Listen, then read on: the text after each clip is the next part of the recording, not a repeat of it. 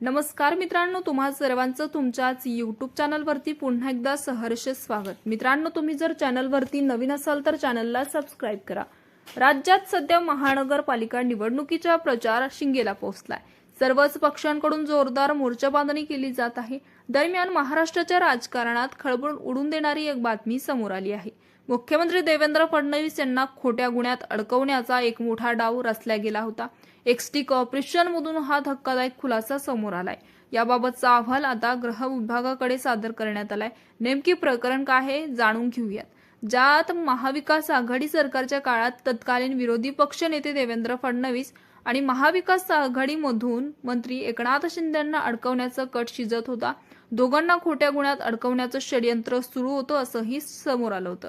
आणि त्याचबरोबर महाराष्ट्राच्या माजी पोलीस महासंचालकांनी देवेंद्र फडणवीस आणि शिंदे यांना खोट्या ULC घोटाळ्यात अडकवण्याचा कट रचला गेला होता असा दावा गृहमंत्र्यांकडून सादर केलेल्या अहवालात करण्यात आलाय।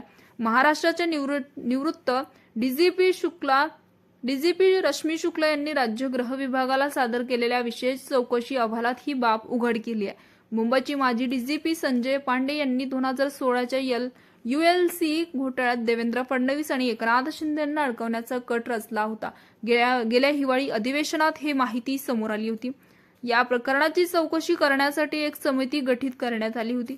पोलीस सह आयुक्त सत्यनारायण चौधरी यांच्या अध्यक्षतेखाली विशेष तपास पथक SIT स्थापन केली होती। आता या समितीच्या अहवालात षडयंत्र उघड झालंय। तत्कालीन पोलीस महाउपनिरीक्षक राजीव जैन, पोलीस उप आयुक्त नवनाथ ढवळे, सहाय्यक पोलीस आयुक्त जादीराव पोळ यांचा या समितीत समावेश होता।